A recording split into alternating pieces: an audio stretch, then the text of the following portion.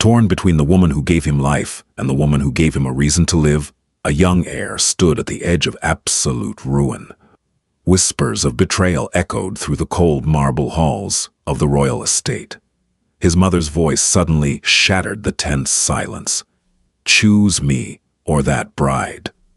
But it wasn't her furious threat that chilled the room. It was the reigning monarch stepping from the shadows, leaning in and whispering three terrifying words.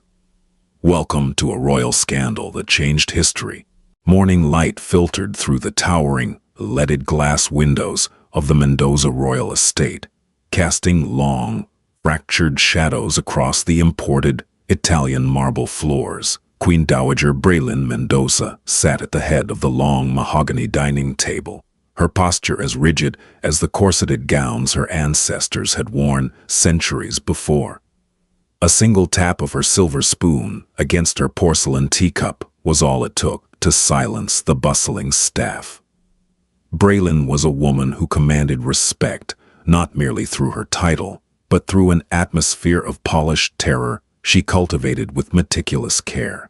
Her son, Crown Prince Alonso Mendoza, sat at the opposite end of the vast table, feeling the familiar weight of his mother's suffocating gaze. Alonso was 32, possessing the striking, sharp-jawed features of his late father, but harboring a quiet, rebellious spirit that Braylin had spent 3 decades trying to crush. To the outside world, Alonso was the ultimate aristocratic prize, wealthy, handsome, and destined to inherit the throne of Valoria. To Braylin, he was an extension of her own ambition, a chess piece in a game of dynastic preservation. "I have reviewed the guest list for the sovereign's ball," Braylin announced, her voice a low, cultured purr that carried easily across the room. She did not look up from her iPad, where her assistant, Penelope, had loaded the latest social itineraries.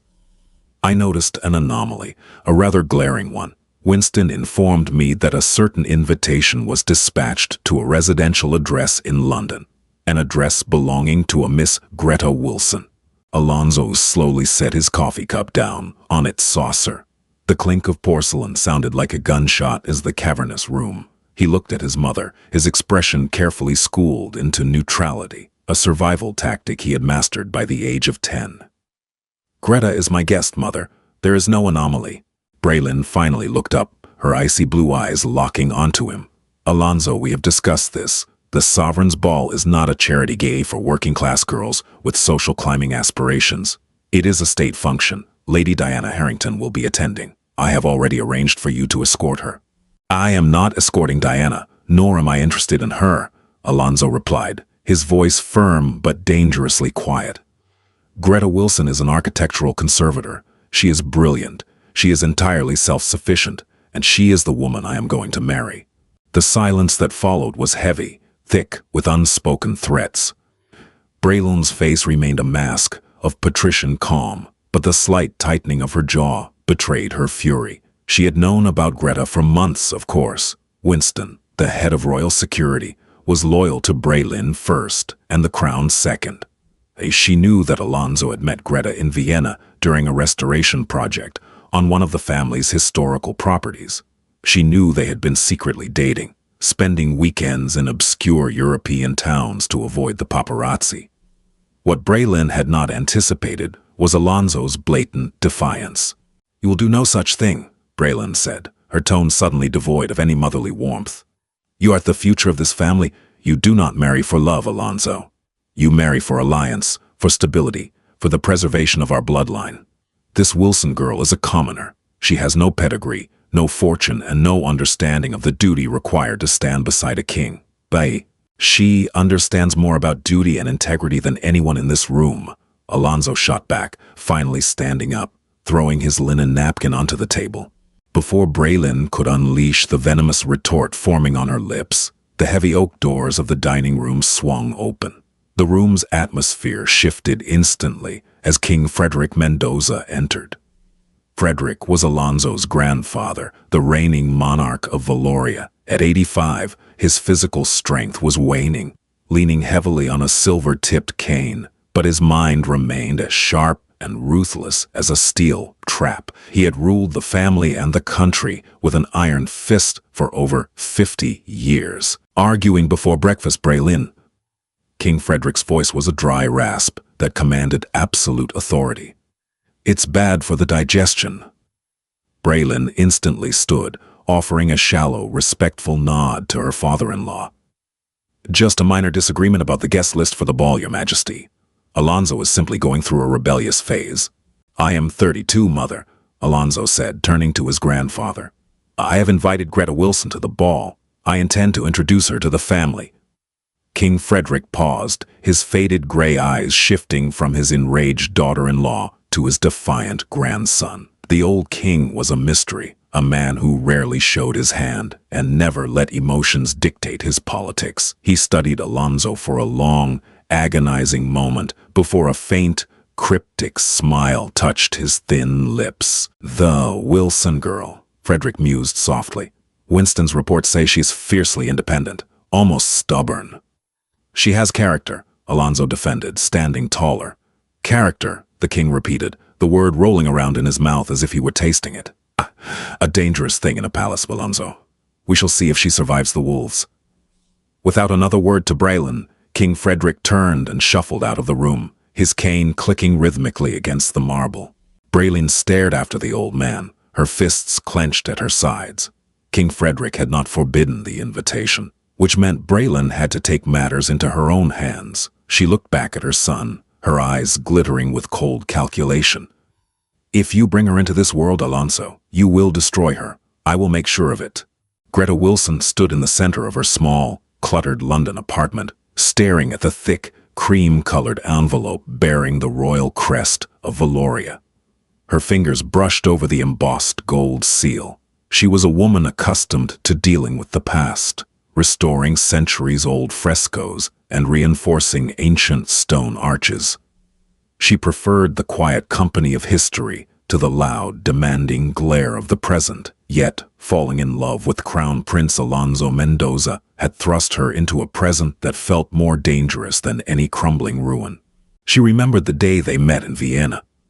Alonso had arrived incognito, wearing a plain gray sweater and a simple trench coat, introducing himself only as an envoy for the estate owners. Greta had scolded him for nearly touching a freshly stabilized patch of Renaissance plaster. He had apologized with a charming, self-deprecating smile that completely disarmed her.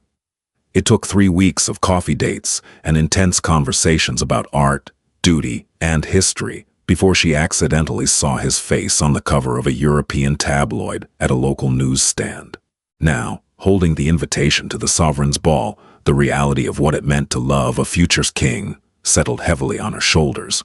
Her phone buzzed on the drafting table. It was a restricted number. To him frowning, she answered. "Hello, Miss Wilson."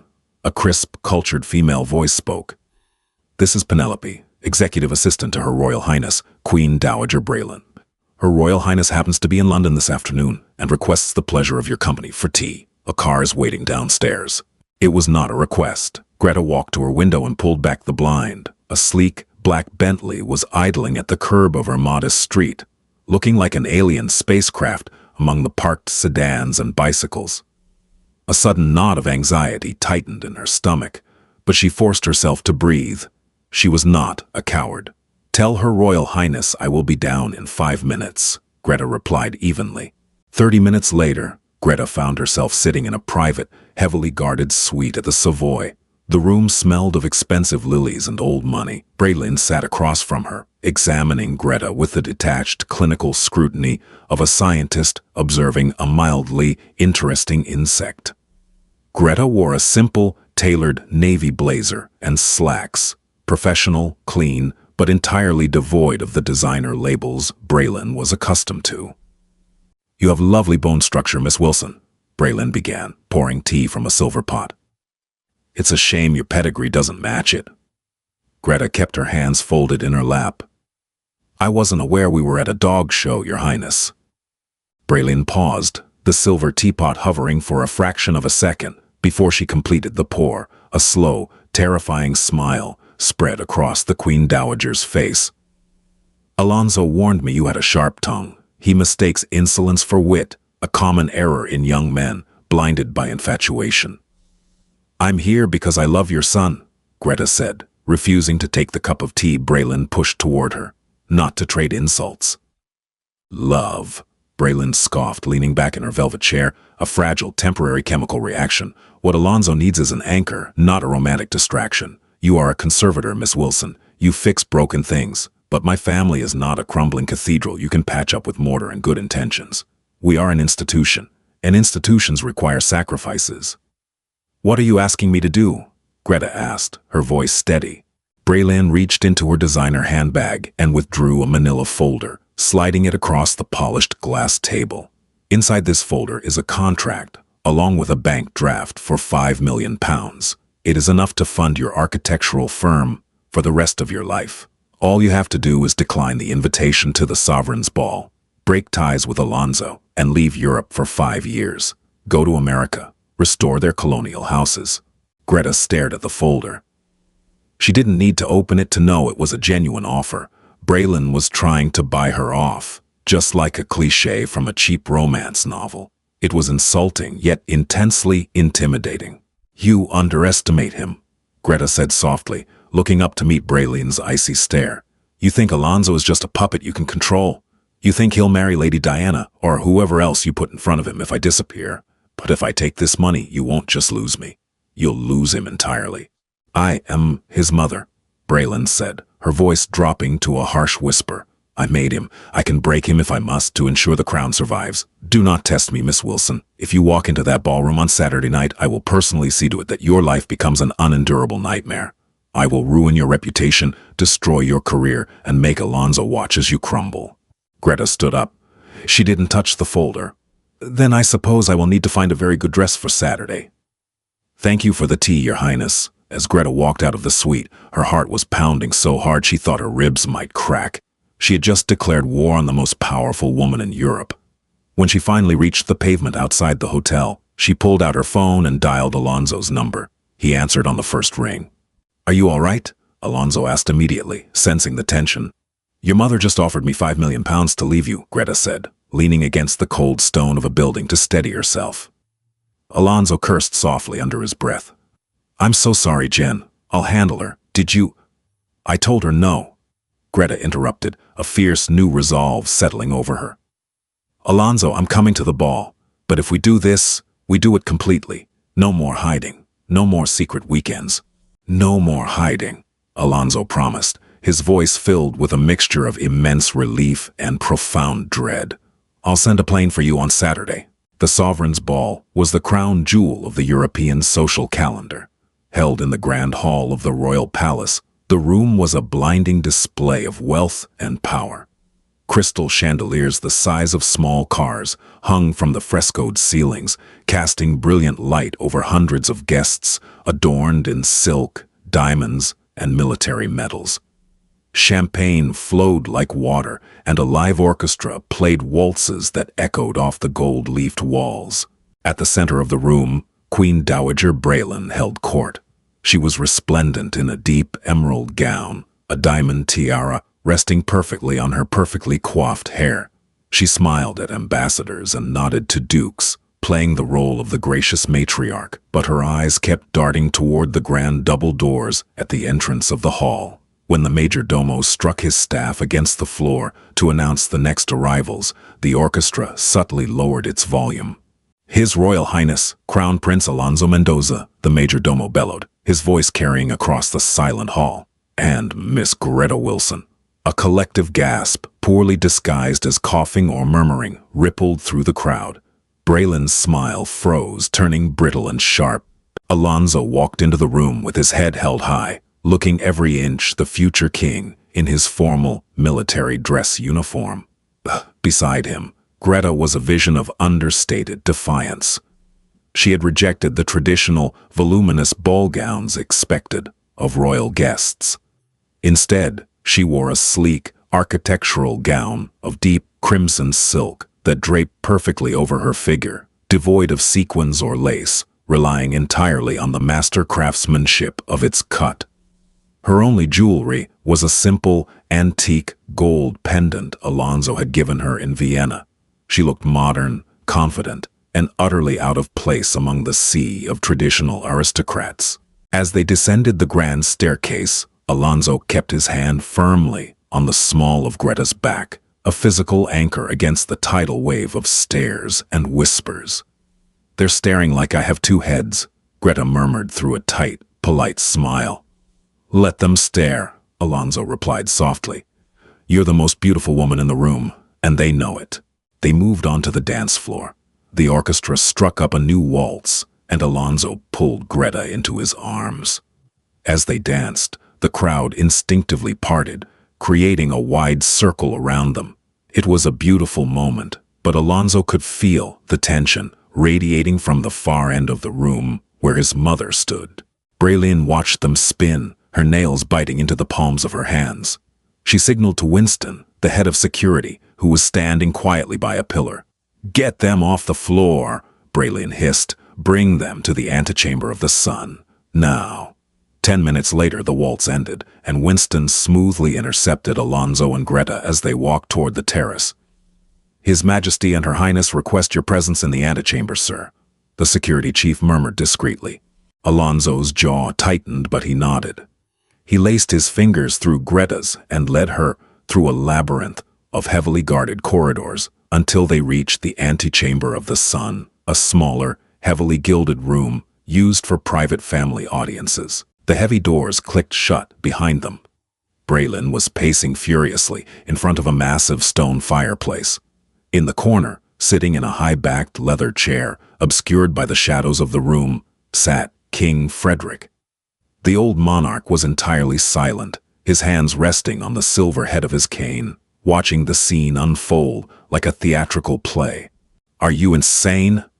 Braylin exploded the moment the doors closed, abandoning all royal decorum. She marched toward Alonso, her face flushed with rage. "You parade this architect in front of the Prime Minister, the Duke of Savoy, and half the European press? You have made a mockery of this family." "I brought the woman I am going to marry to a family event," Alonso stated, holding his ground, refusing to let go of Greta's hand.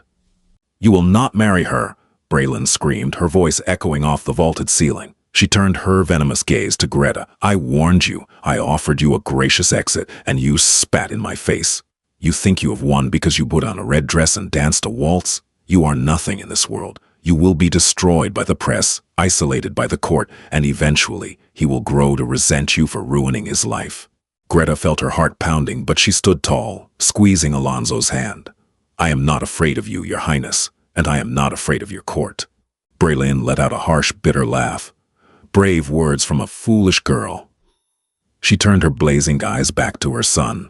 The maternal mask was completely gone, replaced by the ruthless ambition of a woman who had sacrificed everything for power. "I will give you one last chance, Alonso. If you walk out of that door with her, I will go to the Parliament tomorrow. I will trigger the Regency Act. I will have you declared unfit for the throne due to psychological distress, and I will strip you of your title, your inheritance, and your royal protection. You will have nothing."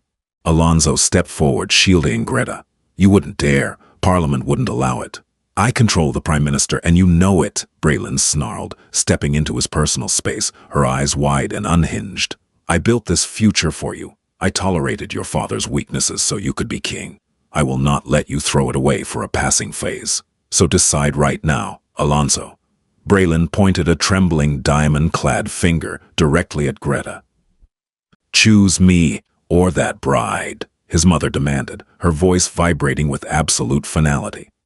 Alonso stared at his mother, the realization washing over him that the woman standing before him was not a mother at all, but a warden. He opened his mouth to speak, to tell her to damn the titles and the money, but before a sound could escape his lips, a slow, scraping sound echoed from the dark corner of the room. King Frederick leaned forward, the dim light catching the harsh lines of his ancient face. He rose slowly, painfully from his chair, leaning heavily on his cane.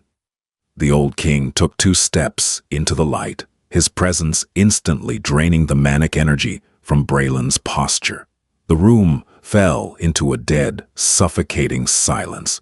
Frederick looked at Braylin, a look of profound disappointment crossing his weathered features, before turning his piercing gray eyes to Alonso.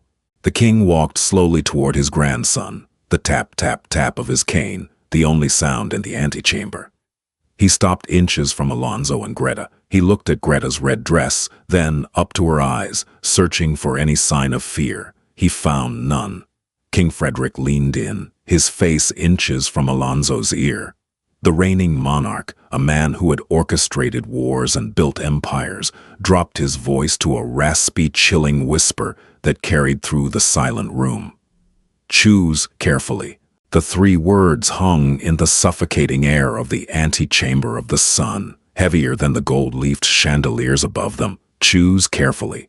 Alonso stared into the faded, cloudy eyes of King Frederick.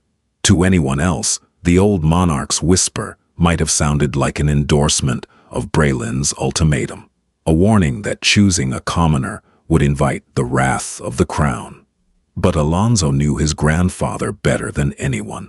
Frederick despised weakness above all else. The king was not warning Alonso against Greta. He was warning Alonso of the sheer, unmitigated brutality that would be required to survive the choice he was about to make. Choosing Greta meant declaring open warfare on his own blood. Alonso did not look away from the king. He felt Greta's fingers slip slightly against his palm, slick with a cold sweat, but he tightened his grip, anchoring her to him. "I have made my choice, grandfather," Alonso said, his voice ringing with a newfound steely resonance that seemed to vibrate off the marble walls. He turned slowly to face his mother. Braylin was breathing heavily, her eyes wide with a mixture of disbelief and venomous anticipation. "I choose Greta," Alonso declared, each syllable a hammer blow against the ancient stones of the palace. "I will marry her, and if you attempt to strip me of my title, mother, I will not go quietly. I will drag every secret this family has buried over the last 3 decades into the light. I will burn the Mendoza legacy to ash before I let you dictate the terms of my life." Braylin's face drained of color, leaving her porcelain skin looking like a death mask. She let out a sharp, breathless sound, a hybrid of a laugh and a sob of pure rage. "You petulant, arrogant boy. You have no idea what you are doing. I will destroy you both." Crack. The sound of King Frederick's silver-tipped cane striking the marble floor echoed like a gunshot, slicing through Braylin's hysteria. The king straightened his spine, pushing past the agonizing arthritis that plagued his joints, and suddenly the frail old man vanished. In his place stood the ruthless sovereign who had single-handedly dragged Valoria through a modern revolution. "That is quite enough, Braylin," Frederick commanded, his voice a low, terrifying rumble. Braylin spun toward him, her desperation stripping away her usual deference. "Your Majesty, surely you see he is unwell. The boy is compromised by this commoner. We must invoke the Regency Act before he ruins the monarchy." "The only one ruining this monarchy, Braylin, is the viper I allowed to nest in my own house," Frederick said coldly. He limped slowly toward his daughter-in-law, his pale eyes narrowing into slits. "Did you truly believe I was ignorant of your little private dinners with the Prime Minister? Did you think my intelligence network, a network I built before you were even born, would fail to notice you attempting to bribe my parliamentarians in the event of my death?" Braylin stumbled backward as if she had been physically struck. Her lips parted, but no sound came out. The blood rushed to her cheeks in a mottled flush of absolute terror. "I am old, Braylin, but I am not dead," the king hissed, leaning into her space, smelling of peppermint and impending doom. "You threatened the crown prince with a coup. That is not motherly concern. That is high treason." "I was protecting the crown," Braylin cried out, her composure finally shattering into desperate shards. "He is throwing it all away for a peasant." Frederick turned his head slightly, his gaze drifting over to Greta. The young architect stood tall, her shoulders squared, completely unfazed by the royal bloodbath occurring in front of her. The king's lips twitched into the faintest ghost of a smile. "She is not a peasant, Braylin. She is a survivor. And God knows this family needs someone who knows how to reinforce crumbling foundations." Frederick rasped. He turned back to his daughter-in-law, his expression turning to stone. You have overplayed your hand, Queen Dowager. Effective immediately, you are stripped of your allowance from the sovereign grant. You will vacate your apartments in Mendoza by tomorrow morning and relocate to the Highland Keep in the north. You are forbidden from contacting the press, the Prime Minister, or any member of the court without my explicit, written permission. You cannot banish me, Braylon shrieked, her aristocratic mask entirely dissolved into feral panic. I am the mother of the future king. And I am the king, Frederick replied, absolute finality in his tone. He turned his back on her, dismissing her entire existence with a single pivot of his heels. He looked at Alonso and Greta. The ball is waiting. Go back out there. Smile. Dance. Show them that the monarchy is unbroken. Alonso bowed his head deeply, a profound sense of gratitude and shock washing over him. Thank you, grandfather. As Alonso led Greta toward the heavy oak doors, Frederick's raspy voice caught them one last time. Alonso. They paused, looking back at the frail silhouette of the king, standing over a weeping, broken Braylon. A wounded animal is the most dangerous, Frederick warned softly, his eyes reflecting the flickering firelight. You have won the battle, my boy, but the war is far from over. Guard her closely. The announcement of Crown Prince Alonso's official engagement to Miss Greta Wilson sent shockwaves through the global media. The public devoured the Cinderella narrative, a working-class architectural conservator capturing the heart of Europe's most eligible bachelor. But behind the iron-wrought gates of the royal estates, the atmosphere was anything but a fairy tale. For the first 6 months, Greta's life was a masterclass in psychological endurance. She was moved into the east wing of the Mendoza estate, surrounded by a suffocating detail of royal protection officers. Her phone was monitored, her emails vetted, and her wardrobe overhauled by a team of stylists who seemed determined to erase any trace of her former identity. But the true nightmare began in the shadows. Braylon had been exiled to the freezing, isolated stone corridors of Highland Keep, but banishing a woman with her resources was like trying to stop a flood with a paper dam. Cut off from her official channels, Braylon weaponized her unofficial ones. She still had fiercely loyal allies among the old, aristocratic families, those who viewed Greta's ascension as an existential threat to their bloodline privileges. Lord Reginald Harrington, the father of the jilted Lady Diana, became Braylon's proxy in London. The attacks were subtle at first. Whispers at society galas that Greta lacked the intellectual capacity for statecraft. Anonymous leaks to the tabloids, analyzing her aggressive body language. But soon, the whispers evolved into a targeted, vicious smear campaign. It happened on a rainy Tuesday in November. Greta was sitting in her private study, reviewing blueprints for a charity housing project Alonso had asked her to spearhead. When the heavy mahogany doors burst open, Alonso walked in, his face a storm of fury, holding a crumpled copy of the London Chronicle. Don't look at the internet, Alonso ordered, throwing the newspaper onto the burning logs in the fireplace. Greta immediately reached for her tablet on the desk. Alonso, what is it? He crossed the room in 3 strides, putting his hands over hers. It's fabricated garbage, Jen. We've already got the legal team issuing cease and desist orders. Winston is tracking down the source. Greta pulled her hands away and tapped the screen. The headline of a prominent digital tabloid glared back at her in bold, red letters. The Prince's Pawn, Crown Heir's fiancé, linked to black market antiquities smuggling. The article was a masterwork of character assassination. It alleged that during Greta's time restoring a monastery in Rome 3 years prior, she had facilitated the sale of stolen Renaissance artifacts to a Russian oligarch. It included heavily doctored bank statements, anonymous quotes from former colleagues, and a narrative so perfectly woven it looked indisputable to the untrained eye. It's a lie, Greta whispered, the blood draining from her face. I have never stolen anything in my life. The monastery project was completely audited. I know it's a lie, Alonso said fiercely, pulling her into his chest. He kissed the top of her head, his heart hammering against her cheek. It's my mother. It has to be. Harrington owns a controlling stake in the parent company of this tabloid. She's trying to force Parliament to declare you morally unfit to marry into the royal family. Greta pulled back, her eyes flashing with a sudden brilliant anger. The initial shock was melting away, replaced by the same fierce defiance that had saved her in the antechamber of the Sun. Alonso, the Royal Press Office's strategy is to issue a formal denial. A denial just makes it look like we're hiding behind lawyers. It's protocol, Jen. Protocol won't save my reputation, Alonso. If they convince the public I'm a thief, the king won't be able to protect us. The Prime Minister will demand the engagement be broken to save the monarchy's integrity. Greta paced the length of the study, her mind moving at a frantic, calculating speed. She was an architect. She knew how to deconstruct a structure and find its weak points.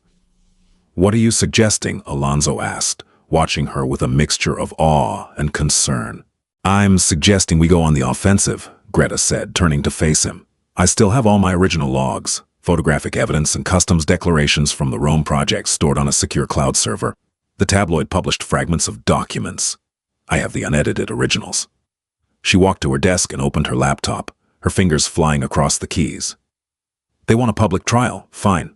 We'll give them one. But I'm not doing it through a stuffy press release."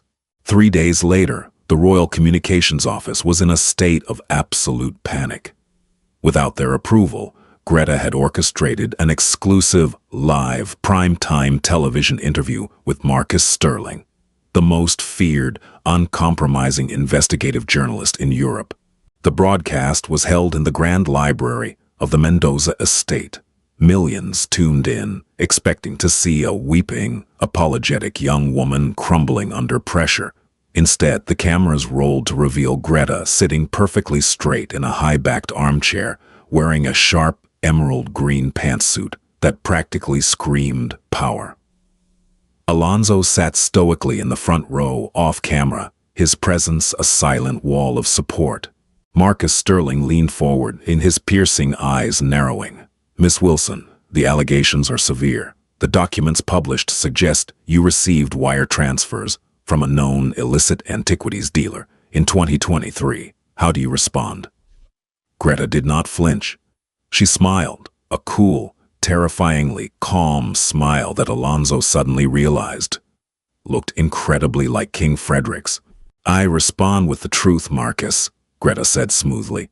She reached down and pulled a thick, leather-bound binder from the table beside her, opening it toward the cameras. The tabloid published a cropped image of a bank transfer.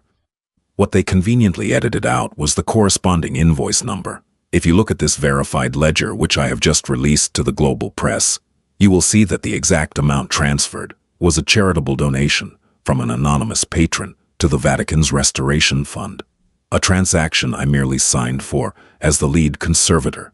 The funds went directly to the church, not my private account. Marcus Sterling blinked, momentarily thrown off balance. He adjusted his glasses. "But what about the missing artifacts? The missing chalices from the eastern wing of the monastery?" "There were no missing chalices," Greta countered instantly, pulling out a high-resolution, time-stamped photograph. "The eastern wing was heavily damaged by a structural fire in 1982. The artifacts were relocated to a subterranean vault for preservation 30 years before I even arrived in Rome. The journalist who wrote this article didn't bother to check the public municipal records of Rome, but I brought copies."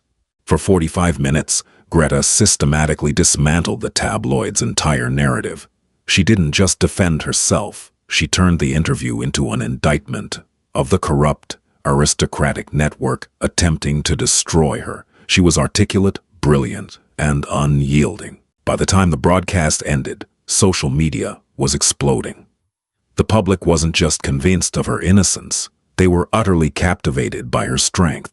She had stepped out of Alonso's shadow and proven she was a force of nature in her own right. 200 miles north, in the freezing, drafty drawing room of Highland Keep, Braylon sat in front of an antique television set, watching the broadcast conclude. The glass of scotch in her hand trembled so violently that the amber liquid sloshed over the rim, staining the Persian rug. Greta Wilson had not only survived the trap, she had weaponized it, elevating her public approval to stratospheric heights. Braylon threw her crystal glass at the television screen. It shattered against the thick glass, showering the room in sparkling, jagged shards. The Queen Dowager stood up, her chest heaving, her eyes burning with a dark, unhinged madness. She wants to play the game of kings? Braylon whispered to the empty room, her voice a poisonous hiss. Fine. Then it is time to remove the king from the board. Highland Keep was less a royal residence and more a stone penitentiary masquerading as a castle. Perched on the edge of a jagged Scottish cliff, the relentless winds howled through its drafty corridors, an auditory mirror to the raging tempest inside Queen Dowager Braylon's mind. Stripped of her sovereign grant, her staff reduced to a handful of heavily vetted loyalists, and her communications restricted, Braylon had spent the last 2 months pacing the cold floors like a caged predator. But isolation had not humbled her. It had only sharpened her absolute desperation. If she could not control the king, she would replace him. Braylon sat before a roaring fire in the band drawing room, clutching a smuggled, untraceable prepaid mobile phone. She dialed a number she had committed to memory years ago, an emergency contingency she never believed she would actually need to use. The line clicked, and a nervous, cultured voice answered. "Your Highness, it is incredibly dangerous for you to contact me," Dr. Henry Cavendish whispered. Dr. Cavendish was the senior cardiologist at St. Thomas's Hospital in London, and more importantly, the personal physician to King Frederick. He was also a man suffocating under the weight of a severe gambling addiction, a secret Braylon had discovered and quietly paid off a decade ago.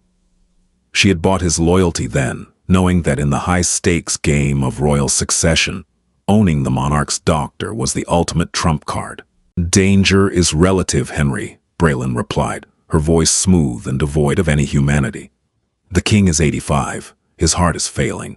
A sudden, fatal myocardial infarction in his sleep would surprise absolutely no one."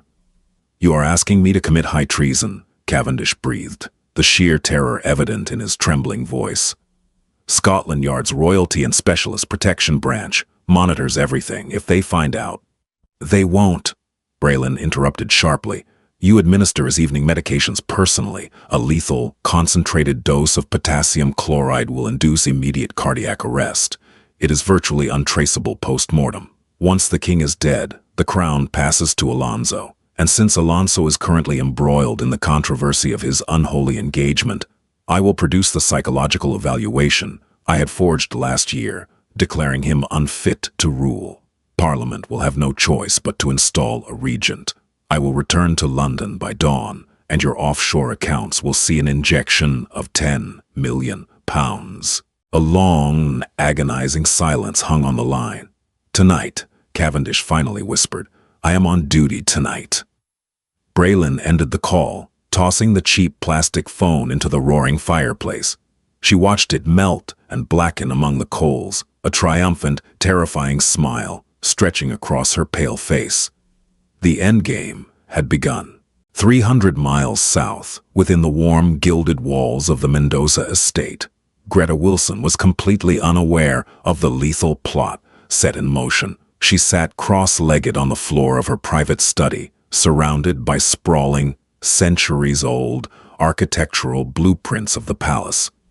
King Frederick, impressed by her intellect and seeking to integrate her into the family's legacy, had appointed her the lead consultant on the modernization of the estate's structural integrity.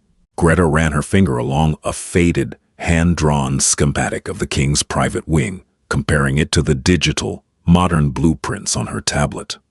Her brow furrowed. She was a master of historical restoration, trained to notice the microscopic inconsistencies that others overlooked. "Alonso," Greta called out, not looking up from the blueprints. Alonso emerged from the adjoining dressing room, adjusting the cuffs of a crisp, white shirt.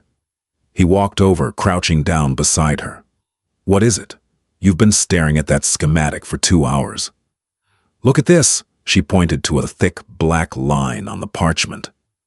"This is the king's bedchamber, and this space behind it, according to the modern digital blueprints, is a solid, load-bearing masonry wall." "It is," Alonso confirmed. "I've walked past it 1,000 times." "No, it isn't," Greta corrected, her voice tightening with a sudden, inexplicable anxiety. "Look at the 18th century draft. This isn't a load-bearing wall. It's a blind corridor, a servant's passage built during the reign of George III, designed for discreet movement during the plague years. It connects the king's bathroom directly to the medical dispensary on the lower level. Alonso frowned. Those passages were sealed with brick 50 years ago. That's what I thought, Greta said, pulling up a digital spreadsheet of recent maintenance logs. But I was reviewing the estate expenditure reports from last month. There's an entry here for a private masonry contractor, authorized by a Dr. H. Cavendish, supposedly to repair water damage in the lower dispensary. But there is no plumbing behind that specific wall. They didn't repair water damage, Alonso. I think Cavendish had the passage unsealed. Alonso's blood ran cold. The implications of a secret, unmonitored access point leading directly into the king's vulnerable inner sanctum hit him like a physical blow. Why would the king's doctor need a secret passage? I don't know, Greta said, standing up quickly, her heart beginning to pound. But Braylon isn't dead. She's just cornered, and cornered animals strike. Alonso pulled his phone from his pocket, instantly dialing Winston, the head of Royal Security. The call went straight to a secure voicemail. He tried again. Nothing. Winston is dealing with a security breach at the perimeter gates, Alonso said, the realization dawning on him in real time. Protesters, probably paid off to create a distraction. The RASP guards will all be focused on the exterior. Greta looked at the antique grandfather clock in the corner of the room. It was 11:15 p.m. The king takes his medication at 11:30 p.m., Alonso whispered, the color draining from his face. Show me where the dispensary is, Greta demanded, already moving toward the door. The corridors of the Mendoza estate were cast in deep, haunting shadows, the heavy rain lashing against the tall glass windows in rhythmic, violent bursts. Alonso and Greta sprinted through the labyrinthine halls, avoiding the main rotunda where the remaining security personnel were stationed. Time was a luxury they did not possess. When they reached the lower level, the air grew noticeably colder. The medical dispensary was a sterile, modern room, nestled within the ancient stone architecture of the palace basement. The door was locked, but Alonso didn't hesitate. He stepped back and drove the heel of his heavy Oxford shoe directly into the locking mechanism. The wood splintered and the door crashed open. The dispensary was empty, but behind a row of towering stainless steel medical supply cabinets, a cold draft was seeping into the room. Greta rushed forward, pushing a heavy supply cart out of the way. Behind the cabinets, precisely where the 18th century blueprint had indicated, a section of the brickwork had been meticulously removed, creating a dark, narrow archway leading into absolute blackness. He's already inside, Alonso hissed, grabbing a heavy metal oxygen cylinder wrench from a nearby counter. Stay behind me. I'm right beside you, Greta countered fiercely. They slipped into the narrow servant's passage. The air smelled of damp earth and centuries of undisturbed dust. The passage was incredibly tight, forcing them to move in single file, feeling their way up the steep, winding stone staircase in complete darkness. Alonso's heart hammered against his ribs. The thought of his grandfather, the man who had shielded him from his own mother's wrath, lying helpless in his bed, unaware of the assassin creeping through his walls, fueled a blinding primal rage. At the top of the stairs, a faint sliver of yellow light peeked through a crack in the wood paneling. It was the concealed door leading directly into the king's opulent, expansive bathroom. Alonso pressed his ear against the wood. He could hear the faint, steady beeping of the king's heart monitor in the adjacent bedroom, and the soft, creeping footsteps of someone moving across the marble floor. Without a word of warning, Alonso threw his entire body weight against the concealed door. The heavy wood panel gave way with a deafening crash, tearing the antique wallpaper and sending a shower of plaster across the bathroom floor. Unuzit, Alonso exploded into the room, Greta right on his heels.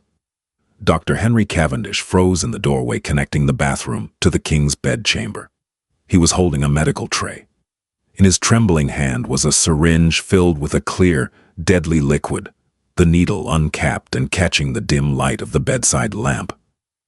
King Frederick, startled by the violent intrusion, sat up in his massive four-poster bed, his faded gray eyes wide with shock. "Put it down," Alonso roared, crossing the bathroom in two massive strides. Cavendish panicked, knowing his life was entirely forfeit if he failed. He lunged toward the frail monarch, raising the syringe. Before the doctor could close the distance, Greta snatched a heavy, solid brass soap dispenser from the marble vanity and hurled it with devastating precision. The brass cylinder struck Cavendish squarely in the side of the head. The doctor cried out, stumbling sideways, the syringe slipping from his grasp and shattering against the hardwood floor. Alonso tackled Cavendish to the ground, driving the heavy metal wrench into the small of the doctor's back, pinning him completely. Cavendish whimpered, struggling weakly against the sheer, adrenaline-fueled power of the Crown Prince. "Winston," Alonso bellowed at the top of his lungs.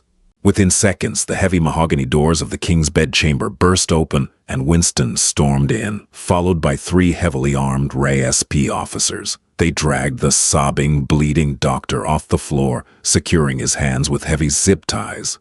The room plunged into a terrifying, breathless silence, broken only by the erratic, rapid beeping of the king's heart monitor. Greta rushed to the shattered syringe on the floor, careful not to touch the glass, but leaning close enough to smell the chemical residue.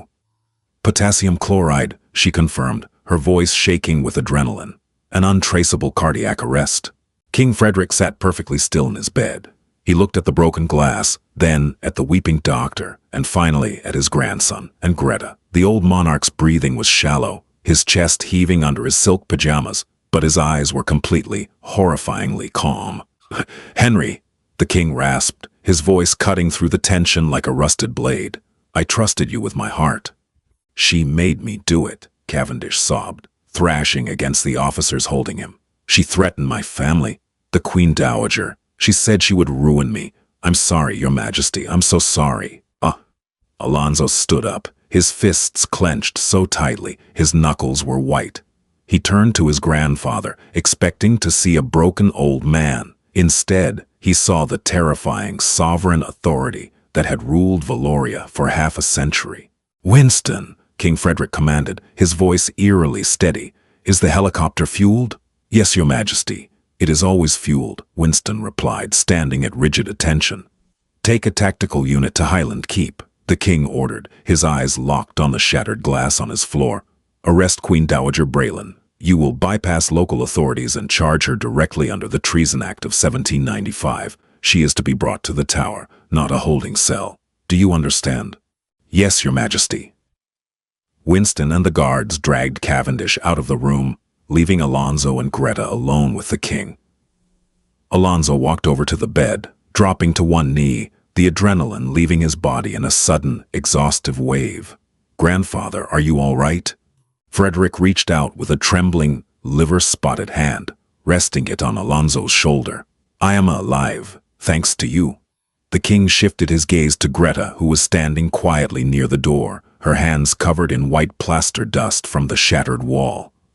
"I told you she was a survivor," the king whispered to Alonso, a faint, proud smile touching his lips. He looked directly into Greta's eyes. "You did not just save an old man tonight, Miss Wilson. You saved the monarchy." Greta bowed her head slightly. "I simply refuse to let her win, Your Majesty." Frederick leaned back against his pillows, staring up at the grand, frescoed ceiling of his chamber. "Braylon wanted a war. Now she shall have the full wrath of the crown." "Alonso, call the Prime Minister. Tell him I require an emergency session of Parliament at dawn. We are going to excise this rot once and for all." The rhythmic, deafening roar of military-grade helicopter blades shattered the desolate, wind-swept quiet of the Scottish Highlands. It was 3 o'clock in the morning, and a torrential downpour was hammering the ancient stone parapets of Highland Keep. Inside the drafty drawing room, Queen Dowager Braylon stood by the massive hearth, staring into the dying embers of the fire. She was fully dressed in a sharply tailored charcoal suit, clutching a fresh crystal glass of scotch. She was waiting for the encrypted phone call that would confirm King Frederick's demise. Instead, she got the absolute wrath of the crown. The heavy, oak front doors of the keep did not open.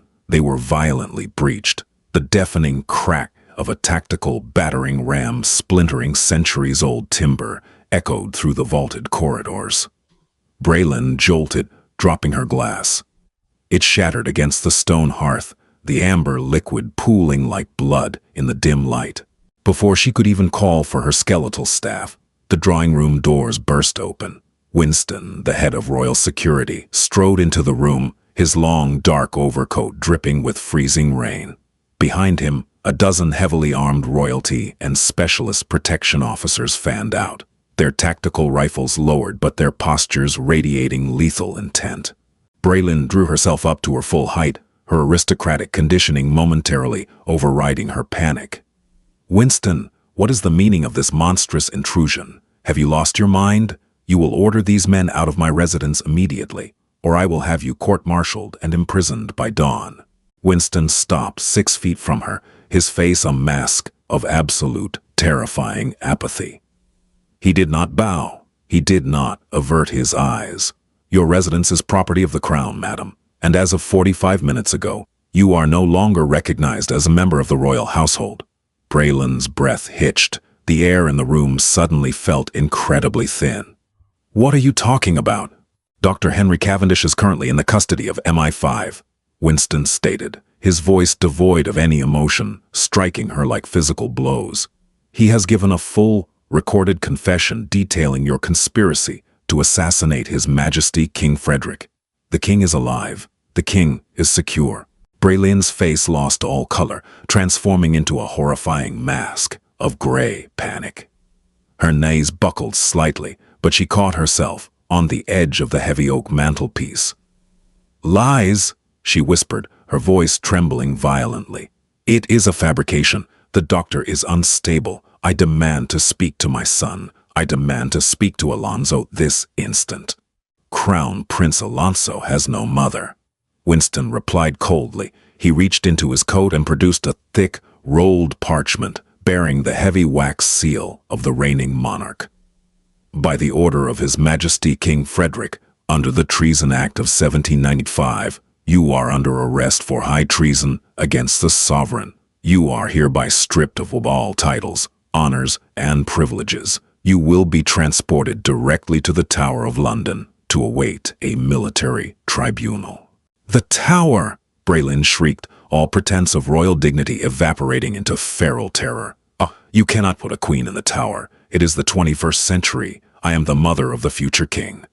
"Secure the prisoner," Winston commanded, turning his back on her. 2 armed officers stepped forward, roughly seizing Braylon's arms.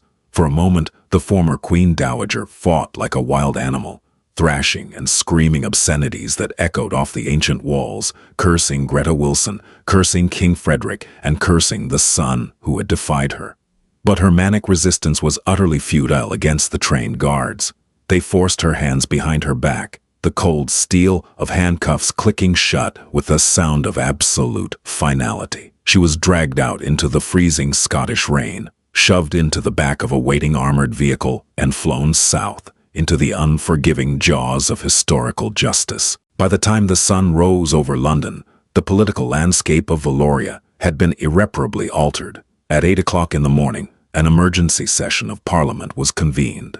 The grand, wood-paneled chambers of the House were packed with bleary-eyed, terrified politicians who had been dragged from their beds by military escorts. Whispers of a coup, of a terrorist attack, of the king's death swept through the benches like wildfire.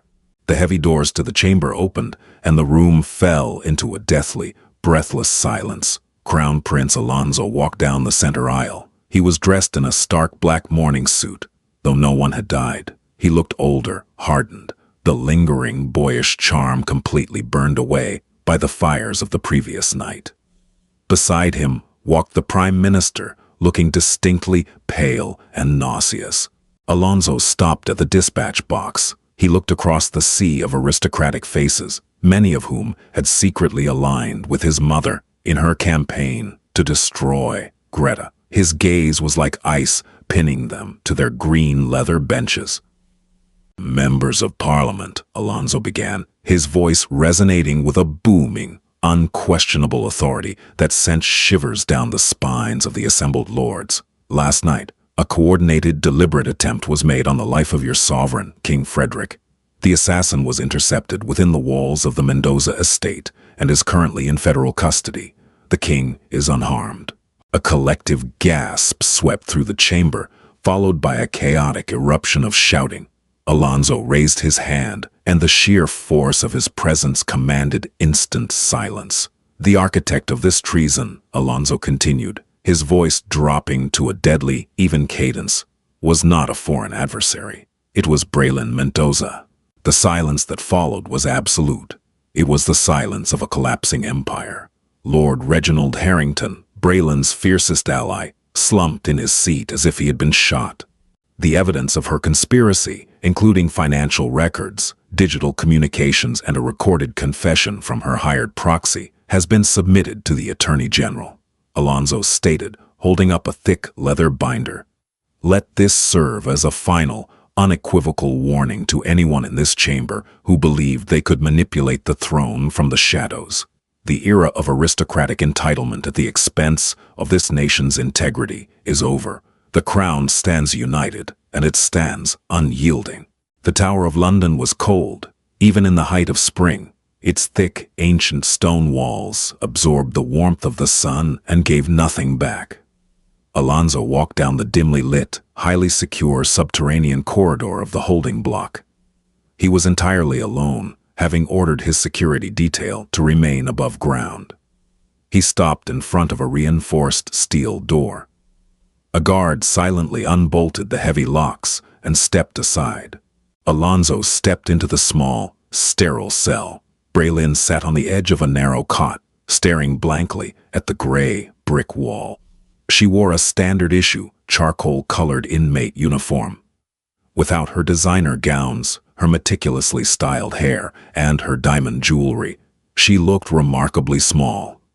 The aura of terrifying power she had wielded for 3 decades was completely gone, leaving behind only a hollow, bitter woman. She did not look up when he entered. "Have you come to gloat, Alonso? To watch the beast in her cage?" "I came to say goodbye," Alonso said softly. His voice held no anger, only a profound, suffocating sorrow. Braylon finally turned her head, her icy blue eyes hollow and bloodshot. "I did it for you, everything I did. Every compromise, every cruelty. I did it to ensure you inherited a kingdom worth ruling, and you threw it away for a girl who plays with old bricks." "You didn't do it for me, Mother. You did it for yourself," Alonso replied, his tone steady and resolute. "You couldn't stand the thought of losing control. You would have rather seen grandfather dead and me deemed incompetent than allow me to be happy. You burned down your own house just to rule over the ashes." Braylon let out a harsh, broken laugh. "You think she will survive this life? The press, the public, the sheer crushing weight of the crown. She will break, Alonso. And when she does, you will realize I was right." "Greta doesn't break," Alonso said, a faint, proud smile touching his lips. "She builds. She saved grandfather's life. She saved the monarchy you tried to destroy. Tomorrow she and I are getting married, and you will not be there to poison it." Alonso turned and walked toward the heavy steel door. "Alonso!" Braylon cried out, a sudden, desperate panic finally breaking through her bitter facade as the reality of her eternal isolation crashed down upon her. "Alonso, please, you cannot leave me here. I am your mother." Alonso stopped in the doorway. He looked back over his shoulder, his eyes reflecting the cold, hard reality of the choice he had made in the antechamber of the sun all those months ago. "My mother died a long time ago," Alonso whispered. "I don't know who you are." He stepped out, and the heavy steel door slammed shut, the deadbolt sliding into place with a terrifying permanent echo. 1 year later, the royal chapel at the Mendoza estate was bathed in brilliant, golden morning light. The air smelled of white roses and ancient, polished wood. There were no foreign dignitaries. There were no cameras from the global press. The pews were filled only with a small, fiercely loyal circle of friends, trusted staff, and the few members of the government who had proven their integrity during the dark days of Braylon's coup. At the front of the altar stood King Frederick, The reigning monarch was now confined to a heavily customized wheelchair, his physical strength greatly diminished by age and the trauma of the assassination attempt, but his mind remained as brilliantly sharp as ever. He wore his full ceremonial military uniform, the chest heavy with medals of valor. The soft, resonant chords of a string quartet echoed through the chapel as the heavy wooden doors at the back opened. Greta Wilson walked down the aisle. She did not wear a tiara, nor did she wear a voluminous, archaic gown heavily embroidered with diamonds. Instead, she wore a masterpiece of modern design, a sleek, long-sleeved silk gown in brilliant ivory, tailored with geometric perfection that paid homage to her architectural roots. Her hair was swept back elegantly, and her only jewelry was the simple antique gold pendant Alonso had given her in Vienna. She looked radiant, unshakable, and fiercely powerful. Alonso stood at the end of the aisle, his breath catching in his throat as he watched her approach. When she finally reached him, she slipped her hand into his, her fingers warm and incredibly steady. King Frederick looked at the two of them, a deep, profound satisfaction settling over his weathered features. I had ruled with an iron fist, trusting no one, isolating himself to protect the crown. But looking at Alonso and Greta, he knew the monarchy no longer needed an iron fist. It needed a foundation of stone. And you have both been tested by the fires of betrayal and by the heavy burden of duty. King Frederick's raspy voice echoed through the quiet chapel, addressing them not just as a sovereign but as a grandfather. A kingdom is not held together by titles, or by wealth, or by the ruthless ambition of those who seek to control it. It is held together by the courage of those willing to stand in the darkness and defend the light. The king looked directly at Greta, bowing his head slightly in a gesture of ultimate respect. You arrived as an architect, tasked with restoring our physical walls. Instead, you reinforced the very soul of this family. You are the armor this crown desperately needed. Greta smiled a brilliant, fearless expression. She squeezed Alonso's hand, turning to look up into the eyes of the man she had fought a war to keep. As they exchanged their vows, binding their lives together in the quiet sanctuary of the chapel, the ghosts of the past finally faded away. Outside the stone walls, the world continued to spin, the public continued to gossip, and the machinery of the state ground on. But within the walls of Mendoza, a new era had begun. The gilded cage had been broken. The traitors had been banished to the dark, and as Crown Prince Alonso kissed his new bride, the kingdom of Valoria stood stronger than it had in a century, not because of its bloodline, but because the king had whispered to choose carefully, and Alonso had chosen the woman who knew exactly how to build an empire meant to last forever. If you were captivated by this thrilling tale of royal betrayal, hidden secrets, and ultimate survival, don't keep it to yourself. Smash that like button to show your support. Share this video with your fellow drama and storytelling addicts. And make sure to subscribe to the channel so you never miss out on our next heart-stopping narrative. Drop a comment below telling us your favorite twist. Did you see the secret passage coming? Hit the notification bell and join our community for more intense, real-life inspired dramas every single week.